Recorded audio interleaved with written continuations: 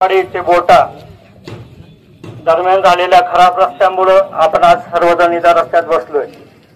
खरं तर आपण रस्त्यात बसलोय का खड्ड्यात बसलोय? आज आपण खाली पाहू शकतो, आपण खड्ड्यातच बसलोय। आज अकोले तालुक्याची परिस्थिती जर बघता तर इथं साहेब पण आलेले आहेत, चव्हाण साहेब।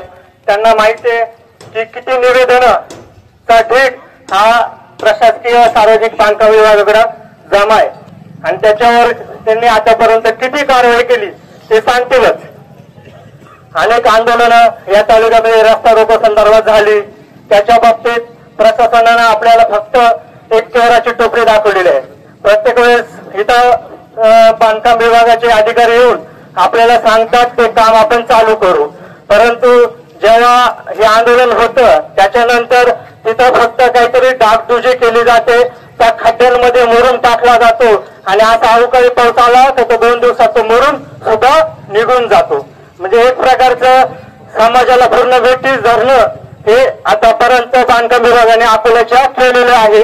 आतापर्यंत या अकोला तालुक्यामध्ये एका वर्षामध्ये 2 आंदोलन ऑलरेडी झाले होते रस्ता रोको संदर्भात आणि हे तिसरं आंदोलन बुरकुटवाडी ग्रामस्थांच्या वतीनं सर्व शेतकरी वर्गाच्या वतीने आज होतंय। आज खरं तर जर बघितलं गेलं तर शासनाकडे आज हे ठेकेदारांना द्यायला दिलं नाहीये। जेव्हा आम्ही प्रत्येक इथला जो नागरिक असेल तो जेव्हा ठेकेदारांना कॉल करेल, ठेकेदार फक्त एवढं सांगेल का आमची अजून बिल निघाली नाही, ही वस्तुस्थिती आहे।